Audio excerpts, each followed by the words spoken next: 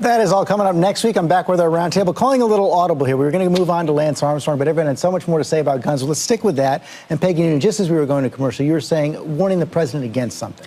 Yeah. Two things I'd like to say. One is that people are buying guns like crazy now, not because they're nutty, not because they're angry, but because I really think they fear their country is falling apart. It's defensive, and it's something that I think we all have to be talking about. There's so much anxiety out in America. And they also fear their government. Second thing, I guess, connected to that, leave gun control and gun reform issues in the Congress of the United States. The president should not be issuing executive orders in this area. It would really be unwise, and it will cause great problems, I would think. George, among other things, I'm a member of the Sons of the American Revolution, so I obviously support the Second Amendment, but we do need to take some action here. We do need to look at this comprehensively with regard to mentally ill. We need to eliminate the loopholes with regard to checks. We need to look at large magazine ammunition.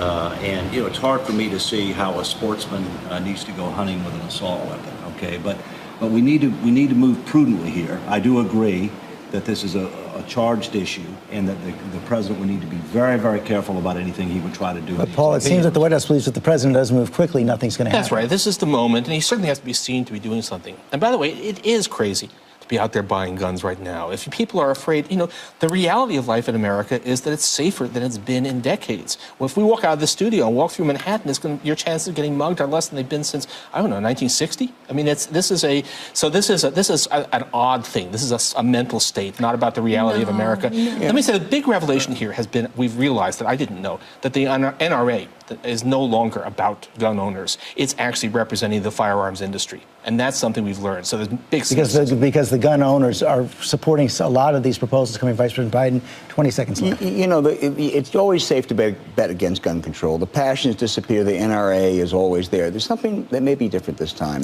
Gabby Giffords has started. She's going to raise a lot of money. The principal owner of my company, Mr. Bloomberg, has got deep pockets, I am told. They're going to spend a lot of money, and you have to wage a campaign.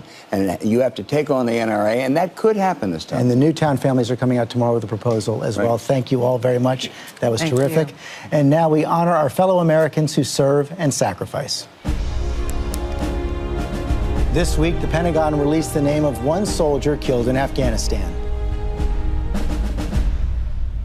And finally, your voice this week. Tina Jo Evans asks, George, no updates on Robin. Sure do miss that girl. Any idea when she's coming back yet? We are praying it will be real soon, Tina. Robin has been getting stronger every day. She passed that 100-day mark from her bone marrow transplant with flying colors. And we're going to have some news about her recovery straight from Robin herself, live on GMA tomorrow. Keep your fingers crossed. If you have a question, send it in on Twitter at @GStephanopoulos. And Paul Krugman is sticking around to answer your tweets for this week's Web Extra.